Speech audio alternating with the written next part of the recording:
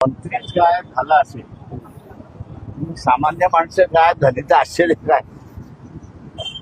हे पोलीस डिपार्टमेंटनीच पळवलेलं असेल त्या ठिकाणी. त्याला इतर कोणीच पळवलेला नाही, तर पोलीस डिपार्टमेंटनीच पळवलेला आहे आणि कोकाटेनं असताना पोलिसांनीच लपवलेला आहे आणि ते मुख्यमंत्र्यांच्या सांगण्यावरनं लपवलेलं आहे अशी परिस्थिती आहे. त्याच्यामुळे असं हे सरकार